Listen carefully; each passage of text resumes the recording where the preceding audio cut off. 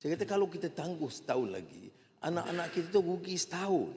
Ya, dan anak-anak kita tidak, generasi sekarang tak seperti dulu. Saya ingat tujuan kita adalah untuk memastikan anak-anak kita punyai ruang pembelajaran sebaik mungkin. Yang cukup umur 6 tahun masuk sekolah. Ya. Dan isu dia, adakah kemudahan disediakan? Kemudahan disediakan. Ada guru disediakan. Ya, nak kata sempurna semua mungkin tidak.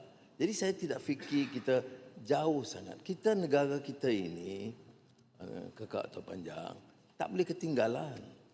Itu pokoknya. Saya kata kalau kita tangguh setahun lagi, anak-anak kita tu rugi setahun.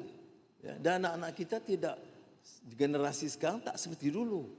Umumnya jauh lebih dewasa, lebih pintar, lebih peka dan bagi ruang.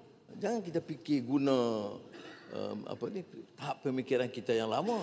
Memang kita rasa tak boleh. Tapi anak-anak kita jauh lebih pintar. Tetapi yang penting, beri pendedahan kepada mereka.